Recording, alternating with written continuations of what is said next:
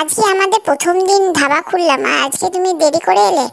জানো না একটু পরের থেকেই তো কাস্টমার আসতে শুরু করবে, রান্না বান্না তো শেষই হবে না। আরে তুমি অযথাই চিন্তা করছো, আমি গ্রামের সব লোককে নিমন্ত্রণ করে এসেছি। আসবেই আসবেই, কাস্টমার আসবেই। সত্যি বলছো? তোমার তো দারুণ বুদ্ধি।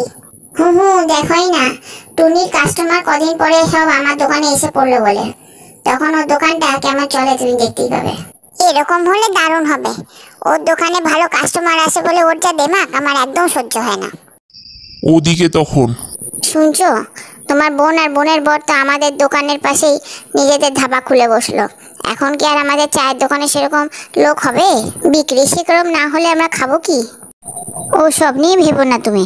আমাদের চায়ের দোকান আর ওদের তো ভাতের হোটেল, ওদের নিয়ে আমাদের কোনো চিন্তা নেই। ওর কাস্টমার ওর কাছে যাবে, আমার কাস্টমার আমার কাছে আসবে। সেরকমই যদি হয় তাহলে কোনো চিন্তা নেই, কিন্তু যদি অন্যরকম হয়। পরদিন সকালে আসুন আসুন, আমাদের ধাবায় আসুন। আজকে পয়লা বৈশাখ, আজকে আমাদের দোকানে স্পেশাল ডিসকাউন্ট আছে। আসুন আসুন।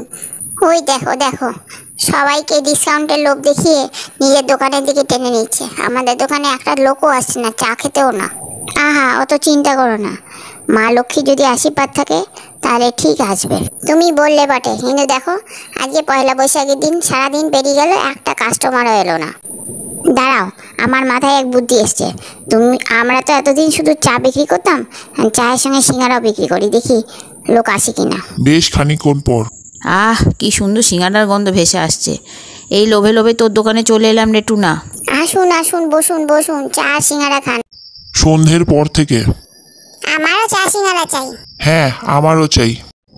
3 ঘন্টা পরে বাবা, আজকে যে এত কাস্টমার আসবে আমি ভাবতেই পারিনি। সারা সকাল থেকে যেমন হাঁ করে তাকিয়ে থাকতে হচ্ছিল, একটাও আসছিল না। আমি বললাম না, মায়ের আশীর্বাদ থাকলে আর নিজের ইচ্ছে থাকলে কাস্টমার ঠিক থাকবে, যাবে না কোথাও।